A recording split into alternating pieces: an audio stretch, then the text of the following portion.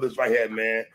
Lang, just set it off, man. How we doing this? I don't care. Somebody set it up. I don't care. I don't gotta set it up. Well, Caffeine has issued a formal address about their endeavors ending.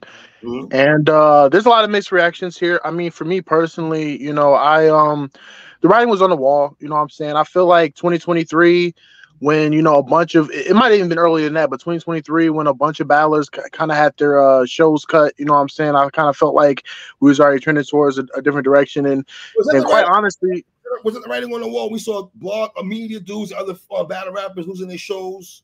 Yeah, Mike P was a prominent one, you know what I'm saying? A couple people. Shout out to Dr. Hugh Petty. He was another prominent figure, you know what I'm saying? A bunch of people lost their shows. DNA, I think, lost his show too.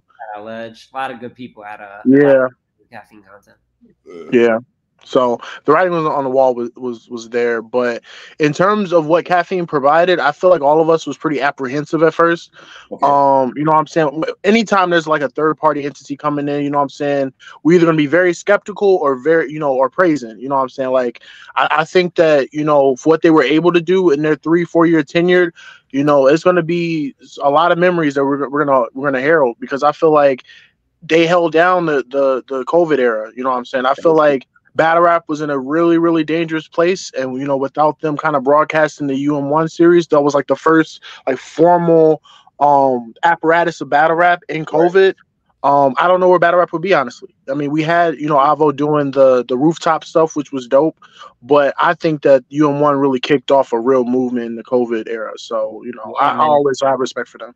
I was going to say, yeah, I think definitely when you started seeing the shows getting pulled back, it was the start, I think, towards the end of 2022 and the beginning of 2023, because I really think 2023 was the only year that things really, like, the wheels fell off. I think 2022 was still solid, but we just saw the regression. And I got to agree with Lang. I mean, 2020 and 2021 was great battle rap. We had the Drake card in 2021. We had events every like month, multiple a month, and the quality wasn't really down. Like, people were rapping good because people were getting paid good. You know what I'm saying? Like, so in a perfect world, in terms of like this being a real sport, like ran like a sport, they really cracked the code for 2021. But obviously, you know, wasn't a sustainable model. And then you see the decline. But overall, I think it was a good tenure. It was something that if you look at the app, I think people knew it had a limited time, but there was more good than bad, I think, overall in the Caffeine era. Fellas, were we spoiled with Caffeine? Absolutely. I mean, look at the free, because like, okay, I'll put it to you like this. We were around in the Watch Battle Live days where every pay-per-view was $50+. We're kind of back in that time period of every pay-per-view being 50 or more. So the fact that we were getting like 25 to 30 free events a year from URL alone was already crazy. Mind you, King of the Dot had their Twitch situation, so we were getting free events from them too. We were more than spoiled. We were given a lot of great events, and then with Caffeine helping with the funding, we were given a lot of you know what I'm saying, big battles. You know what I'm saying? Drake was a part of the situation. You know what I'm saying? And he kind of had his hand in major things with Gnome 11, with Till Death. You know what I'm saying? So we're most definitely spoiled. And another thing that I would like to mention is that a lot of us got our media start from Caffeine. With us having like those interactions, those direct interactions with the battlers, and you know what I'm saying, like starting to acclimate ourselves or acquaint ourselves with them. Myself, who got to his first event because of Caffeine, you know what I'm saying, you know, that's how my career started. You know what I'm saying? That's how I was able to, you know, network with Black and plenty of other people too. So I think Caffeine has done more than just, you know, give us great events, but also, you know, I've said Tata came from the Caffeine era. You know what I'm saying? That's how she was able to bubble up. People like Britt Saywell and a bunch of people bubbled up from doing that. Even Bad Money had his show. You know what I'm saying? He had a show before that, but even with Caffeine, he was able to, you know what I'm saying, you know, boost his fan base.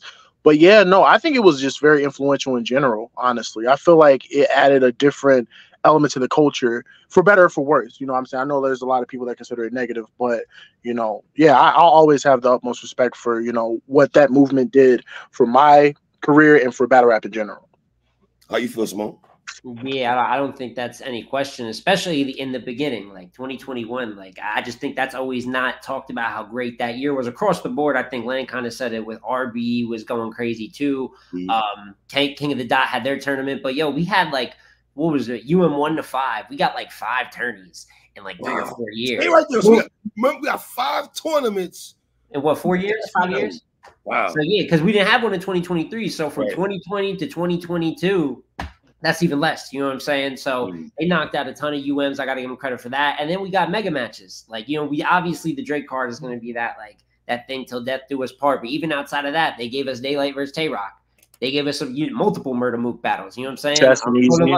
Multiple Loaded Lux battles. Chess and Easy, even though that's just quality-wise, they also gave classics. So definitely spoiled in terms of now look how hard it is for a mega match to come together. Had the way we talk about it. I mean, the noise around something like a Hitman, a Mook, let's say, like just how it feels like back then almost was easier for things. Like for a moment when dream matches flew out there, it's like people can get paid for that. You know what I'm saying? So I definitely think for a time period by 2023, you know what I'm saying, that we're definitely not spoiled then, but that's what some people remember the product as.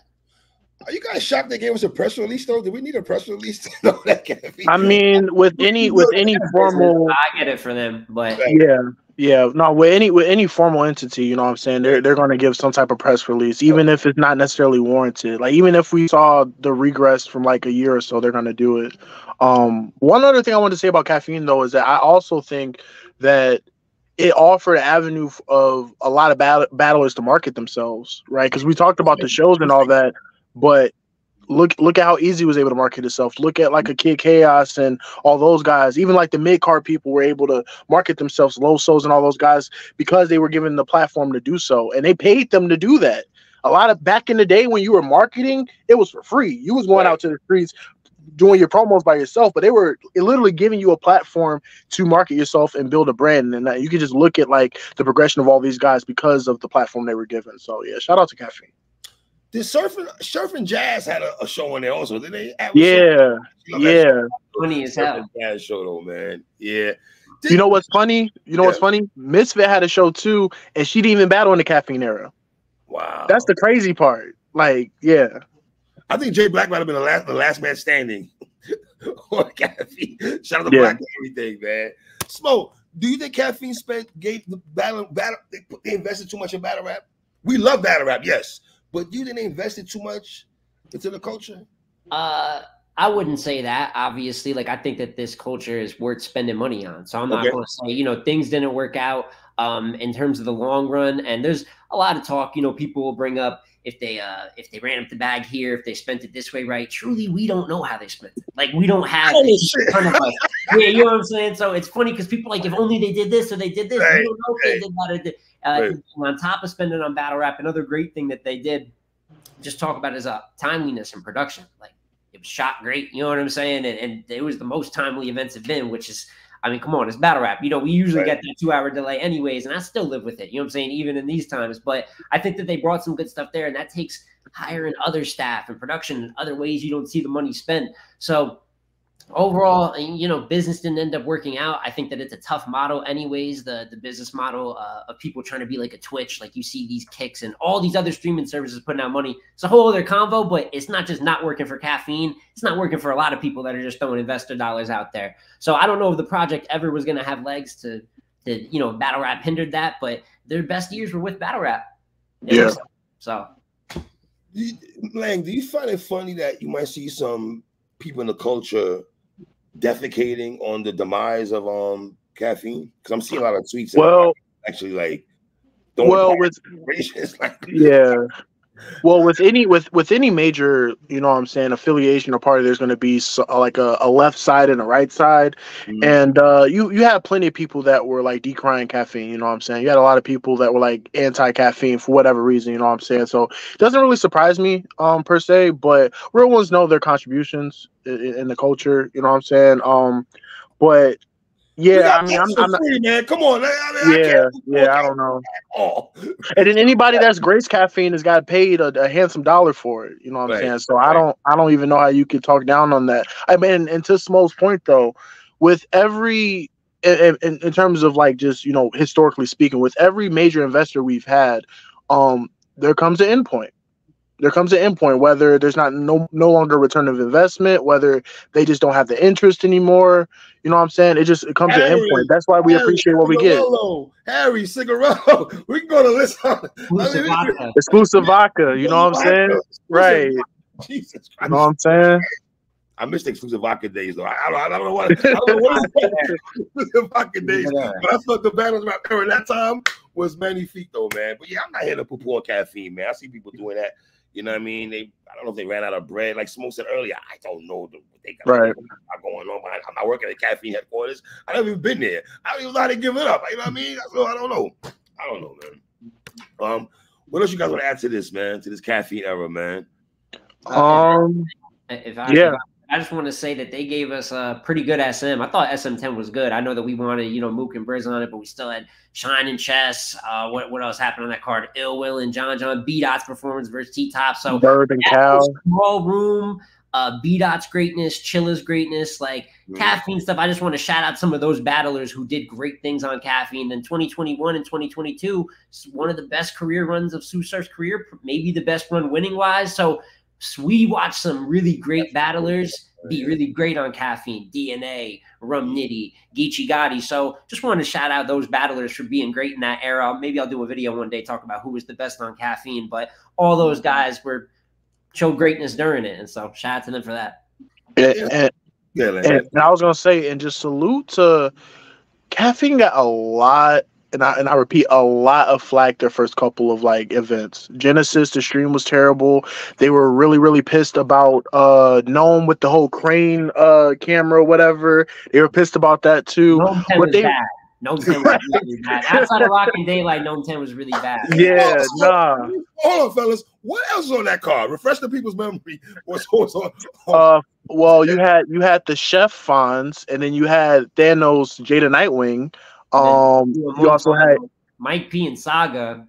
Yeah, that was bad. They had Stryker out there pretending to be a cop or whatever. That was crazy. What else on that card? Averb and Geechee was cool. Sue Surf and Lux, that was the major letdown. That was the major dagger there. And then obviously Tay-Rock and Daylight. So yeah, only other thing that I really didn't like that Caffeine did, battle wise, is light work.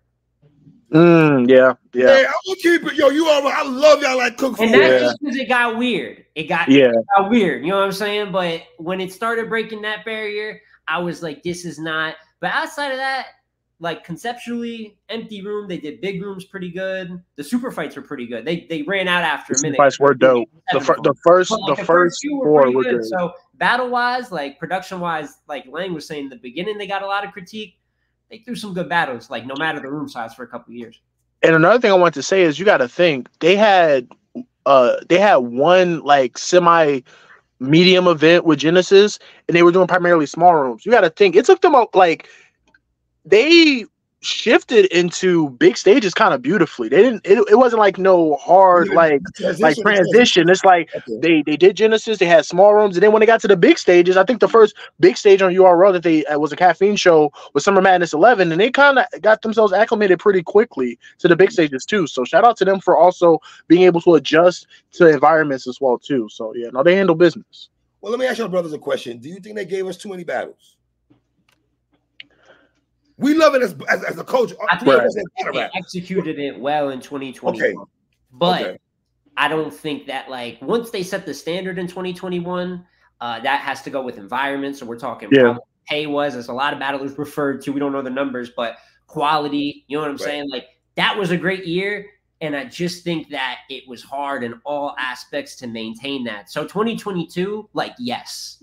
It was definitely overdone. It felt by then. But at first, it was amazing.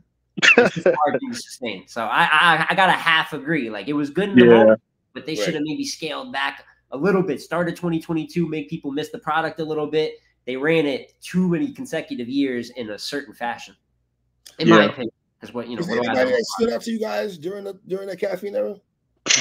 Vixen, her coming out party against DNA was something special. Real Sick, that was when he went on his first streak in 2021. You know what I'm saying? RIP Pat Stay. Pat Stay's last battle was a Caffeine live event on Till Death. You know what I'm saying? Plenty of people had great showings. B-Dot, like you mentioned before, but in that period, Sue Surf was able to, you know what I'm saying, get himself back going. A lot of people, you know what I'm saying, had a great run. I would even throw Danny in there. Danny had his streaks of having really great performances. He had the debacle with Real Sick, but when he was on Caffeine, he gave us a great performance against Tay Rock. You know what I'm saying? He gave us great performances against Drugs that was live. Like he gave us great performances. So there's a lot of people that were like, I would throw Chaos in there too. That's when he did the default thing. It was a lot of people that had. It was towards the end in 2022 and 2023, like these recent years that were probably not so good Caffeine years. But even Swamp, like Swamp, a couple of those last events. You know what I'm saying? So when you look back at it, a lot of great people that we know is great. Gucci, yeah. So I think, good distribution. Should you all give us a tournament, fellas? Do we need another tournament? According to Beasley, there's one on the way. Shout out to Black. He interviewed Beasley on the URL app. Cop the URL app. There's one on the way, and I think they understand the demand for a tournament, especially right now, because you know what I'm saying. There was a lot of talk about battle rap not being battle rap last year, and then I guess 2024. Shout out to those boys over there. It's time to restore order. You know what I'm saying. So I think a tournament would get things back going. So for sure, we need a tournament. Tournaments just make you like. It gives you another reason to care. Like we already got to care off the battles and the promo, and it's a good way of like you can even put a rapper in there that doesn't promo that much. You really shouldn't, promo all your battles, but it kind of just gives another set reason that people are tuned in anyways, no matter where the tournament is. Your Westworld Donut tournament, their finals coming up, the Trenches tournament, even have kind of looked into some of those talents just because it's a tournament. And we know there's going to be an actual winner and an actual loser. So I definitely think it would be good. They can either do it with the new talent or they can do it with some of like the mid-range talent in a couple of times here. There's a couple different ways that you can do it. It just seems to work. Every time it draws excitement and it makes multiple events for you kind of in a row. So, I mean, it's never a bad time to have a UM. Okay. And let's be honest with a tournament. It's only like Smo said, it's only going to be low-tier guys and mid-tier guys. I mean, we've seen Geechee and Nitty and them. Obviously, the pots probably not going to be that big, right? According to how battle rap is not making no bread and everything like that. But yes, I agree. I do think we should get a tournament. I know Black and Beasley had a conversation. That should be happening this year, right? I mean, he kind of alluded to something big happening, but you never know. I mean, when something's in the talks, it could be this year, it could be next year. You never really know. But at least I'm just glad that they have it on their radar. Like sometimes leagues be kind of oblivious to what's going on, so they don't be knowing what the fans want. And at least they acknowledge that we want a tournament. So like at least if you're doing one, hopefully, soon. Obviously, we hope sooner rather than later. But whenever it goes down, definitely a good opportunity for new talent. I'm not saying you got to make it a whole new talent tournament either. Maybe that's hard to sell because I thought UM4 was kind of one of the rougher ones that they had, you know what I'm saying, where those guys didn't really have exposure beforehand, unlike UM1. But if they do throw some of these guys in here, even if it's just kind of the bigger, the Flare Souls, the Foots, the Unisys, even if it's the names that we just know heavily, just be a good opportunity for them because you're probably going to stream it if it's a tourney. You know what I'm saying? So it gives them another opportunity, to get some light shed on them in a bigger spot. Now, the three of us support female battle rap. We rock with females heavy. You know what I'm Absolutely. saying? There's not even a question about that, right?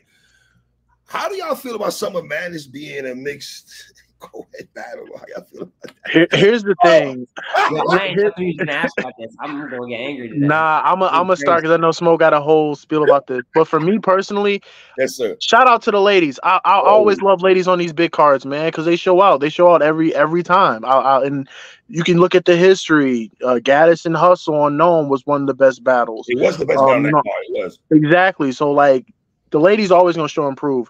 I think what it is though is that like we kind of got back-to-back years of a crossover events, right? Like last year we got Gnome Impact. Now this year we're getting like Kings and Queens, Summer Prom, I guess. I don't know. But all I'm saying is that like I think what it is that especially in this year where we're really looking for a restore, we're kind of anticipating like a Gnome and Summer Madness back to back, just regular traditional event. You know what I'm saying? It's cool to innovate and all that, but sometimes less is more. And we were just kind of expecting like a regular, like if anything, if you guys were gonna do that event, you know what I'm saying, have that as a Kings versus Queens towards the latter portion of the year. And even if you don't have like the budget to throw a major Summer Madness, we just want like a traditional Summer Madness in some way, shape, or form.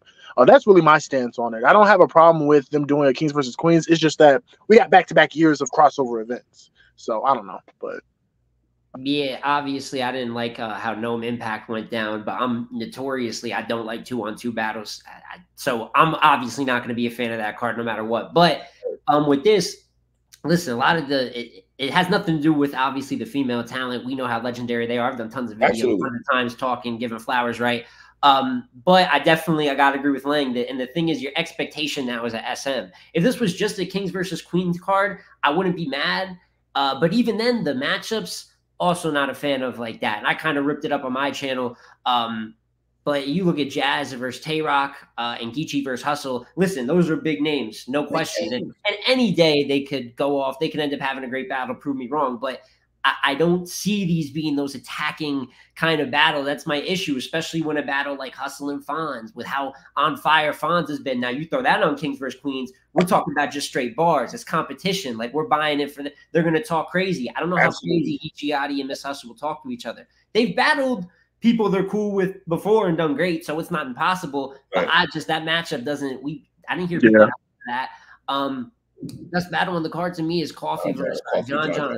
Best battle on the card is Coffee versus John John, and Nitty versus Casey is cool. But once again, now you got a SM expectation, respectfully, because now you're at your Kings versus Queens madness. So I don't know if that, especially after Gnome was so great. We all love Gnome, probably the best URL event, like 2 years? Well, yes. You got to sit down to put your next event as your right one. We'll see, but maybe this is opening up something in the future, the possibilities for a bigger event later. Who knows, what the game plan could be. But just looking at this card for what it is, I can't say I'm a fan of the concept right now at all.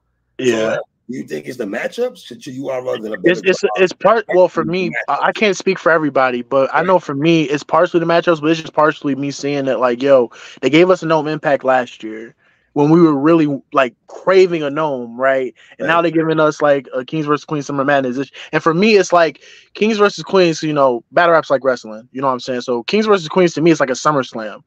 And then Summer Madness is like a WrestleMania. You know what I'm saying? So we are expecting like just all the fireworks and stuff behind this, and in JSmo's point, it would be different if like every matchup was great. You know what I'm saying? But considering that the matchups aren't great and it's a crossover event, it's just, I don't know. So we're not hyped as a culture for Jazz the Rapper and Tay-Rock. I mean, we're battle rap fans, so we're gonna be interested. Now that, business-wise, is a great headliner, though. Like, I can't really fault that. That's why I kind of put even more emphasis on Geechee and Hustle. Jazz and Tay-Rock, I get it. Me personally, and us being avid watchers, we just know we might not get the best version of either. Not that they'll be bad either, because Jazz has been pretty good versus the men, but you see Jazz versus Coffee, it's just a difference in the way that we're interpreting it, the effort, how we're liking the material. So I don't know. Like, I didn't like Jazz versus Geechee that much. Like, so I don't know how much I'm going to be. And Geechee's a Hall of Famer. So why? Stay with me. I want to piggyback on what you say. I want to go back to you right quick. So Jazz battling guys, because that was the talk for a while, right? That Jazz is not battle all the guys. That would be the thing. The next step for her was to battle gentlemen, right? Mm-hmm. And it seemed to me that she did that. And damn, they got chastised for battling dudes, or is she battling too many guys? Or people saying that she's friendly with ladies, she's friendly with twerk. I think people take that part over the top, though, when they talk about the friendship factor. I think speaking of personal, like, oh, she battles her friends, so it's this. When you don't know those people's lives, either their actual friendships, how they go about those battles. My thing, I don't look at that at all, because I don't know who her friends are and aren't, right? Even if they say it on camera, whatever. Right. My thing is just the actual quality of performance. She's pretty good versus Nitty. She's not her best versus Big K. I didn't like her versus Clips. I didn't like her versus Geechee. And she's winning. You could debate she's won a ton of these battles. So obviously we know the competitor she is. I'm not belittling her. But then I watch her battle Coffee. I swear to God, it's better than all those performances I just mentioned. You know what I'm saying? Gaddis, way better. Vixen, way better. She's just at her absolute best when she's battling some of the other ladies. So business-wise, though, I'm not going to tell you Jazz and Tay-Rock don't book it. It's going to sell tickets. You know what I'm saying? Probably bigger stage. So I understand that. But matchup-wise, I'm not the biggest fan. I would have even seen Coffee versus Tay-Rock. It seems random, but they would have gotten after it. It's just a competitive edge I think this card might be missing. Yeah, and for me personally, the only thing that, not the only thing, but one of the few things that I look forward to in like these type of matchups is just the Cody and Wody race. Like, those are the things that I kind of pay attention to the most when it comes to those type of matchups, not necessarily because I'm not expecting the quality to be overtly great, you know what I'm saying? But the outcomes is what I pretty much am looking forward to. So, is Tay-Rock battling too much, gentlemen? I mean, I mean, for me personally, I think that he's battling more than he usually does, but he's been trending that direction since 2020 on. Like he's been battling a lot more since we got into this decade of the 2020s. 2011 to like 16, 17, he was a 3-year, maybe 4 times a year guy. But I mean, when you have the opportunities to battle as much as he can, he's going to take those opportunities. And then obviously he's battling with the purpose this year. It would be different if, you know what I'm saying, he was just grabbing money on all these small leagues like plenty of other battlers do, you know what I'm saying? But he's battling with the purpose. And I feel like the stigma of battling too much only becomes a thing when it's like strongly affecting your output. And I don't feel like it's strongly affecting his output to the point where he has to take a break or sit down. And truthfully, we're in a time period where prep has changed. And I think Smo has mentioned this before. We used to think great prep back in the day was 2 or 3 months. Now great prep can be easily 3 to 6 weeks. You know what I'm saying? Depending on the battler. Depending on the battler, right.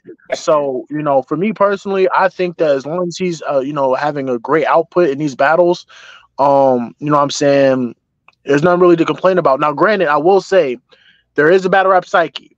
When you see someone more often, the stimuli of reaction kind of dims down. We know this. Like when you, like back in the day, DNA used to battle 20 times a year. So like he would say something hot and you may not react as you usually would because you see him every battle. You know what I'm saying? But I don't see that happening with Tay-Rock because Tay-Rock is Tay-Rock. But that's my only caveat is that I do know that like there is a battle rap psyche as to where if you don't see someone for a while and they happen to have a great performance, you know, you're more inclined to be a little bit more engaged than another battler that's been battling 20 plus times. So yeah, I mean, people have battled. It's cool to see someone that we consider, even though we've seen guys like JC and Danny, who are also legends in their own right, battle like often back-to-back DNA, as he said. People got Tay-Rock as like a GOAT candidate. So to see him battle this many times is kind of like a shock. And he's winning for the most part, you know, at least in my opinion. And he's not losing clear, I think is the better way to say it, right? Because that's kind of the name of the game. So until he takes a L or anything, it's not really knocking him off his pivot. The battles are good. Only battle I didn't really like was him and Jones. And I didn't think he was bad. I just didn't care for that battle like that. Otherwise, his footage is checking all the boxes. I don't want to see him do back-to-back 20 battle years. I think that's when it could. But if he's taking this moment to kind of do something he's never done, he's still taking some top comp the entire time, Bill Collector, A-Ward, et cetera, et cetera. So if he's taking this 1 year to get 20, you know what I'm saying, maybe lock in a Cody, you know, like add to that legacy one more piece, I'm not mad at it whatsoever. And it's shaping up to maybe be the best year of Rock's career if he just keeps winning out, because it's been incredible so far. Who did you guys have winning between Rock and Loso? I think the battle's debatable, but I had Rock in the first 2. I think the second is the swing round. It is well. I think the second is close, depending on. Yeah, I know you have Loso. We talked about this battle off cam, but I had Loso, man. I had Loso be the Geechee Gotti and Tay-Rock. Well, we don't have to speak about Geechee. I'm about to say we don't have to speak about that battle. Yeah, we can just. Both you brothers on the panel, right, for Cody, right? You said what? Both you brothers on the panel for Cody, right? If we get the invite, yeah, we there. We'll see if we'll be invited again. Y'all gonna get invited. Come on, we're not doing that. I want to see where y'all brothers have Loso at the end of the year. I need to see where, because here's the thing, because the general consensus had Loso losing those battles. So I want to let you know when the panel brothers get to make their list here, are they gonna quote it because how they felt the battle was? Because the general consensus had voting system, whatever, had Loso losing these battles? Well, the thing about Loso is Loso still got a lot of work to do. I mean, if you're just looking at on paper, right? As me and Smo, we break this down from January 1st all the way to December 31st. So when you look at Loso's year on paper, he has a strength of schedule for sure with just those 2 battles. But I'm still looking at him versus Your Honor. I'm still looking at him versus Official. So I mean, he has some work to do. But in terms of just talking about battles didn't happen, right? That got canceled. Then it got canceled. I mean, froze. That didn't happen this weekend. Yeah, and it didn't happen. It didn't. I don't think it happened. But to that extent, right? Like the panel is always going to be interesting because you know the criteria in some way, shape, or form is going to be a little bit subjective, right? So a lot of it. You know what I'm saying? Some people may use wins and losses and all of that as a measuring stick, and some people may use like other intangibles in terms of impact, in terms of material and stuff like that. So, but in terms of Loso, I mean, again, I think that what he was able to achieve, even if the results didn't go his way that week, it was incredible. But I have to just give more credit to Rock because he actually won those judge battles while also doing the same thing as Loso. So, I mean, I view the battles. I'll just give you my perspective because I can't really tell other people call Right. it. First of all, the O battle was tough for him. So when we look at the case as a whole, we got to look at the whole year, right? So that was even though the crowd did him greasy, we know I was in the building for that, man. That was hard to watch. It's one of those things where obviously the crowd did him greasy, but he lost one way or another. Yes. So it's like you still obviously didn't, kind of folded under that crowd pressure a little. Most of us obviously would, but so you have that on the record. Then you got these two battles. He's fire versus Rock. Granted, I got Rock winning by an edge, and he won the judge vote. And obviously, judge votes mean something. And then the Geechee battle, we're gonna have to look at the judging, like take it, because why else have judges for the event if we're not going to take it? I have to look at it, but obviously, like I have Loso winning that battle, and I'm the greatest material performance. And even if maybe you got a loss on the record, I'm gonna be like, but wait, he rapped good as hell, and we all doubted him. The pressure was on him. We both kind of expected him to get 3-0 2 nights in a row, possibly, or lose at least both of those battles. So for him to be as competitive as he was, it was a good look overall for him, like in the public. And I, have respect for that because he was good in those battles. So it'll be a positive for him. Lang, is Av in the top 3 this year? Right now? He's for sure in the. I don't want to disclose what my rankings and all that, but no, he's for sure in the race. And I'll tell you what, man. A lot of people talk about Rock's production. I think Av has pretty good production this year too. You know what I'm saying? Seeing him battle, you know what I'm saying, every other month and at a high level too. And this consistency strings back like years ago. You know what I'm saying? Since he came back from COVID, like he's just been on the streak. You know what I'm saying? He had a couple bumps here and there in 2021, but 2022, 2023 now. He had a clear losses beat out, right? A clear losses beat out. I mean, you can make that argument. I feel like him and Rock is a debatable battle, but there's a lot of people have Rock winning, a lot of people have Av winning. But yeah, to that point, I just feel like he's just been on a streak in general. Like we're talking about stretches. This is like some of the best, you know what I'm saying, Av that we're seeing. And just consistently going against guys that are bringing their A game too. Because you got to think, a lot of people know how dangerous Av is, so they're going to up their level. But he's going in there and beating them regardless of what level they're on. You know what I'm saying? Him and Rosenberg just dropped, you know what I'm saying? And just to see, like, him just have complete control of the battle, even with Rosenberg trying to ascend to that next level, it is amazing to me. And even him handling, like, stuff where he's the A side on, like the Big T battle in Chicago. He handled that like he was the guy at home. You know what I'm saying? So that third round was crazy. crazy. The historical breakdown. I wish people were there to just see the reaction of the other, because I'm from that region or whatever. So I just wish people had the opportunity to see the reaction of all the other people that are from that region react to what he was saying. Because you know what I'm saying. But yeah, no, Av is having a really, really good year. But I don't expect nothing less. He's shown us the past 2 or 3 years when he's on his A game, he can be one of the most dangerous guys out there. So yeah. Smo, let me ask you this. If Av can get Hollow, Twerk, A-Water, Verb, is those out of those battles, are those kind of battles that he needs? Yeah, that's actually the point that I was going to make, speaking to the top 3 as well.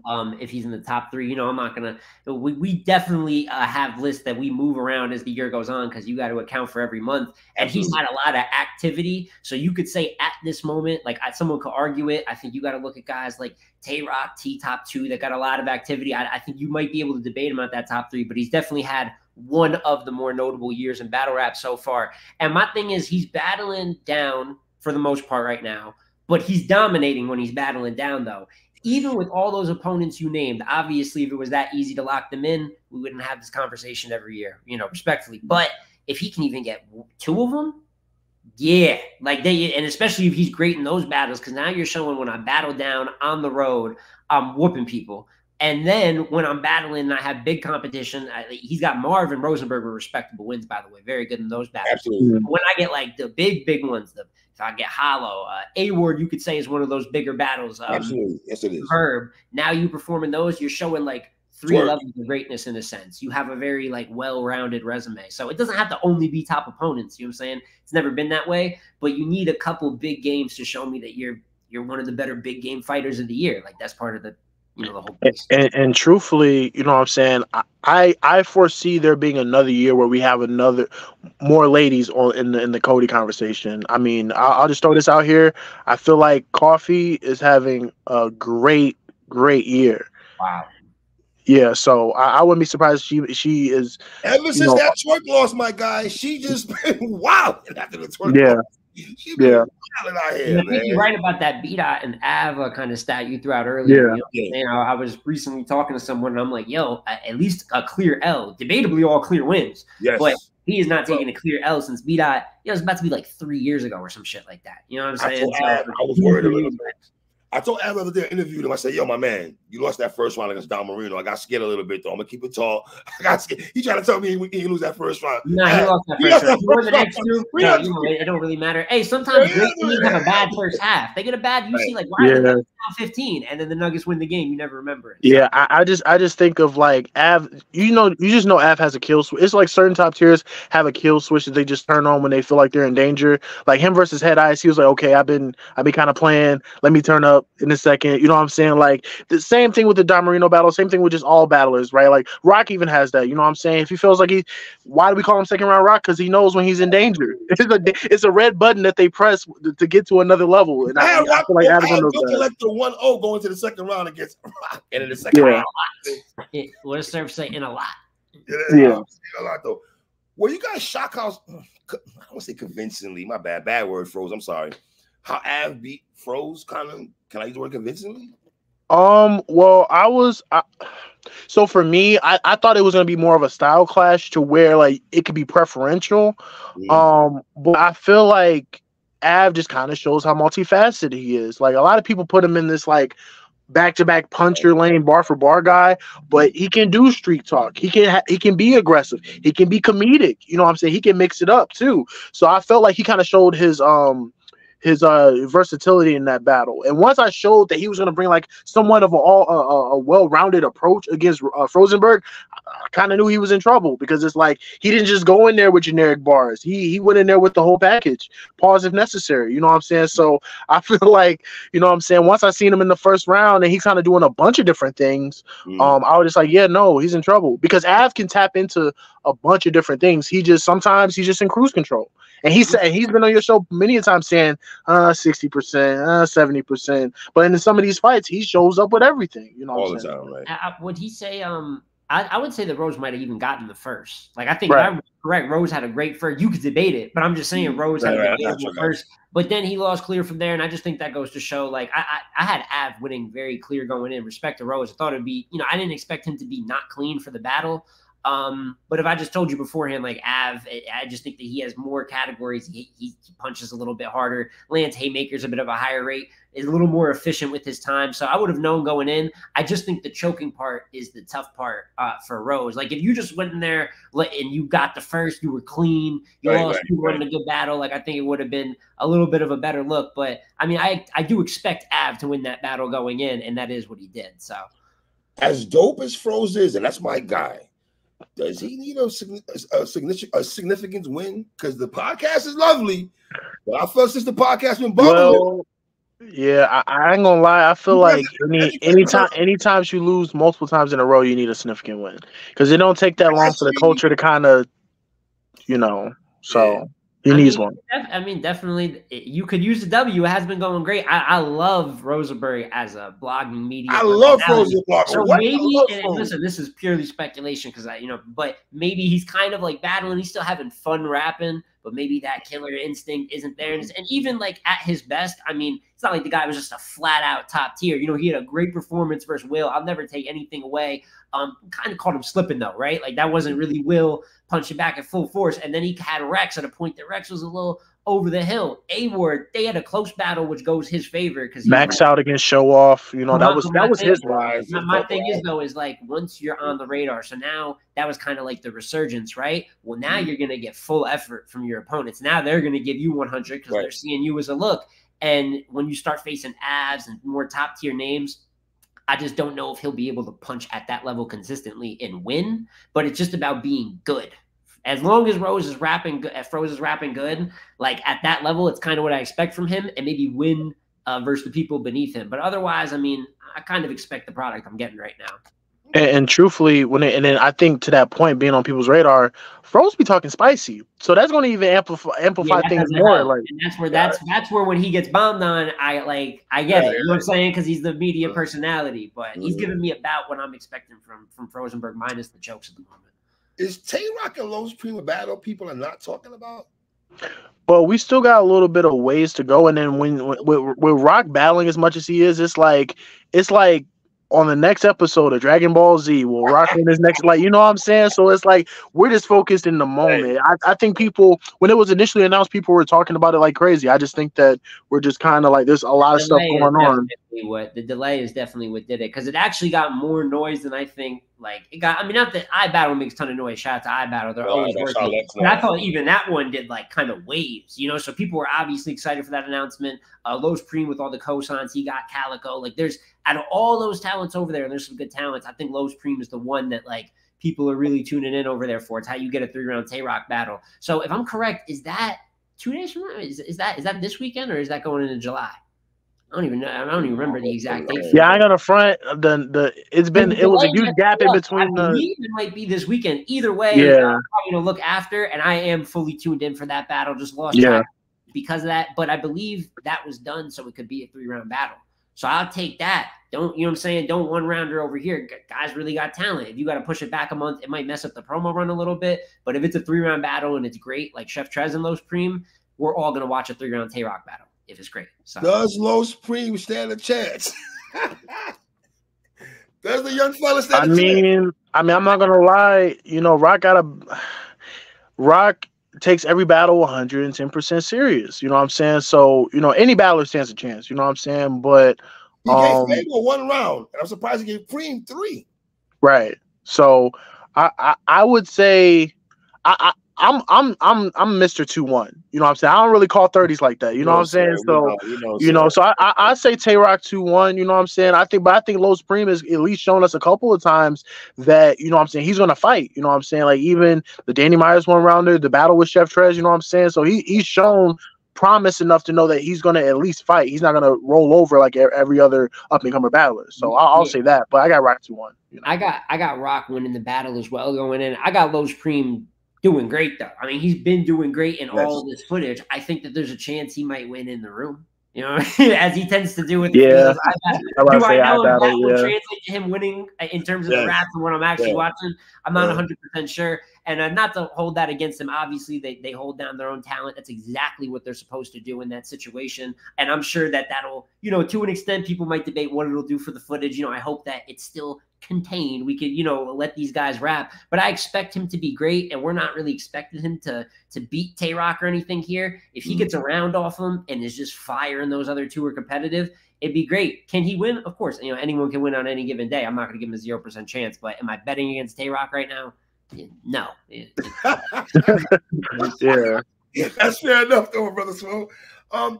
Fellas, what are we doing with this Bricks and Battle Academy thing, man? Am I wrong for listen? We all cover battle rap here. Yeah. And you probably more well. I'm not gonna sit up and lie to you, fellas. I am not well versed in the Bricks. Okay, I've had to reach out to a couple people, 6, 8 of these other brothers. Payne and I chopped it up a couple days ago. What's your take on this Battle Academy Bricks thing? Because I feel like, respectfully, fellas, it's what's been carrying the battle rap news within a week and some change, no? Well, it stemmed from a particular blogger. It's Salute to Caps. It really stems from him because he was very outspoken about the RBE situation. ARP kind of taking a step back, and now the developmental circumstances kind of different or whatever. So it really stemmed from that, but now it's kind of stemmed into like, okay, what's going on with the roster? I personally, you know, I think if you're any battle rap analyst, you kind of have to do your own research and all that. You know what I'm saying? Now, does it make it harder with how things are going? Absolutely. You know what I'm saying? It kind of makes it kind of convoluted process to kind of understand like who's what and all that. But in terms of the developmental process, if that's what you're alluding to, I feel like there's a lot of programs right in the culture that are like not the most explicit or very hard to follow. Like I remember back in the days with PGs or whatever, you know, there was some battles that had to do 3 or 4 PGs. There was battles that only had to do 1 on the big stage. There was some that had to do like a couple, but then some of them got vaulted and they did 1. You know what I'm saying? So, you know, when it comes to these developmental projects, there's always going to be like some off-kilter stuff. And then in battle rap in general, there's always going to be some off-kilter stuff too. So when I think of this brick situation, in the grand scope of things, I think it's pretty minuscule. But I do think that there is a slight issue in us not quite knowing the full roster to the fullest extent. And then, you know, with some of the prominent bricks that we come to, you know, see and love kind of like depart themselves from the group, kind of, you know, makes it a little bit of a harder process itself too. I know you had Pain on here earlier and Caution, which were one of the 2 prominent people from there. But I say that to say that even with that, I still think that, you know, RBE still has a great deal of, you know, high quality talent. They still have Def the Kid on their roster, still have Coach Coleon on their roster and whatnot. But I really do think that in order for them to really get people on board with what's going on, they kind of have to market a little bit better. I see they drop battles all the times, you know, with their up and comers and all that, the intakes and all that. And that's a good thing, you know what I'm saying, with the YouTube drops. But sometimes dropping battles just not enough, you know what I'm saying? Like, give us an opportunity to maybe interview the battlers, you know, us to get a better understanding of like their process going through, you know, their developmental process, and maybe we can have a better understanding. But all in all, I just think that it's just disorganized. And I feel like that's battle rap in a nutshell, just disorganized. Yeah, I mean, we're referring to the PGs before, right? Because I definitely think that this is similar in terms of we don't really know what the hell is going on in terms of how the talent's getting picked. But I'm not going to lie, sort of like how the PGs kind of worked, and we made it through. We got some great talents. At first, it kind of worked. And listen, the one SKs were rough. They rebrand. They start pushing development in 2022. ARP was humongous on that, you know what I'm saying, before the Blue Room. And then you did have Pain, Coach, and Caution making noise. You know what I'm saying? Like, so I can't say it completely didn't work, because just like the PGs, some guys, you got to hit the vault. Facts. Like, if you're throwing a ton of those like developmental battles, and we watch a lot of small league battle rap people, some of those don't need to see the light of day. And it's a cutthroat game. Your footage isn't always going to get out there. It's hard to make it. It's a million fucking battle rappers. So it was kind of working, but I think 2 big problems is, one, there's just like a million getting signed. And I think that's something that doesn't work, not just on RBE here with the bricks, but I think in general, even a complaint with the top 12 class when you take the 2 top 6s from URL. And that's not to say that's got a ton of talent too. And there's talent with the bricks. I'm not as familiarized with the bricks, the brick roster either, but it's just too much to focus on all new talent. And then when ARP steps away, because there was this push for new talent, channel's hitting its peak. Now you're gone. Listen, life decisions, whatever, man, do your thing. You know what I'm saying? No one's going to tell you to live your life, but it's giving the bricks a channel, even though it's got 450K subs. Those are shoes that they cannot fill. Like, it's cool to be on a big channel, but logistically, that's not going to work. You're going to lose stuff. You're going to lose viewership because they want to see a Verb and a Will drop every couple months. So I just think that it's a tough situation for them. And yeah, they're I don't know. I don't really know what else to say. I understand kind of their complaints, but also none of them have jumped off the paper yet, talent-wise either. We're not seeing tons of standout performances or anything. And if you're great in this culture, you are going to get pushed like you're great. Absolutely. You are going to be receptive. So on one hand, sympathize with their situation business-wise. They kind of got the rug pulled out from under them. But on the other hand, all right, go work. Like, that's just like everyone else has had to. It's not the first time that people got the carpet pulled out from under them in battle rap. It's not going to be the last. So yeah, and to that point, I do think that, like, yes, they have to work, but I can also see them kind of being disillusioned in that some of those guys was on that max out card and had the opportunity to, you know what I'm saying, showcase their talents and whatnot. Death the Kid was on there. Jay Bree was on there. A couple of those guys was on there. And you got to think, they're thinking this is just the beginning. You know what I'm saying? They're thinking they didn't, you know what I'm saying, progress up the ladder. And now they're kind of to the bottom. You know what I'm saying? So I do think there is a situation where, like, you know, just like, again, like we said about the PGs, what was the ladder? You did PGs. If you were great enough, then you maybe got moved on to, you know what I'm saying, a smaller type card, Survivor Series. Then you may get put on a Born Legacy. Then you may get put on a Side B show. Then before you know it, you might hit a Gnome opener. Now with these guys or whatever, some of those guys already hit a max out, and now they're gonna have to degress back to whatever process they're going through, and hopefully get a full circle, which we know full circle is not nowhere near. Like, it's not even. Are we putting full circle there with light work? Is that what we doing? Do they coincide? Do they mirror each other? What are we doing here, fellas? I mean, I'm not gonna lie. Verb, I actually really liked Verb and Will. Yeah. Outside of that, yes. Like I was a huge full circle critic. I gotta say, Saga, and it was pretty good. Like, it was pretty good. And then Verb and Will was Clemson QB, no, thank you. Yeah, and then Jag and Arsenal, like it's just a lot of battles. I'm not, so that's definitely tough. So they have no way to really. And then on top of that, which this is completely, and I swear I tried to study battle rap, you know what I'm saying? I'm watching everything. So I don't know what the intake, and then they said B1 I heard recently. I swear to God, I've never heard B1. And for me to never hear something is kind of like, I hear a lot of things. You know, I watch a lot of battle rap. I really have never heard of this B1 part. So just bricks, you know what I'm saying? I think if you go with one mantra, maybe it'd be easier to push, but with ARP taking out the battles, like you're supposed to eat off an undercard with bigger battles. You're supposed to eat off these guys use because this big battle drops and then this smaller battle. And without that, I don't know what you're supposed to do in that situation. If you're wing, if you're the talents, I don't know what the hell, how you fix that. We still, real quick, we still get critiques for the Crucible stuff, because a lot of us don't really know how the, and even that part, and even that, exactly. Eventually you get 6 events. Right. Like eventually they get the ones that they think work. We might have been 18, we don't know. So like, I don't know, brother. This is like the Crucibles top 6. Let me ask y'all a question. RB, him falling back for now, whatever he got going on right now, we don't know. Whatever he's saying, he had to take some time off, whatever, retirement, right? How bad is that for battle rap, though? Maybe bad isn't the right word to use, per se. But it's a blow.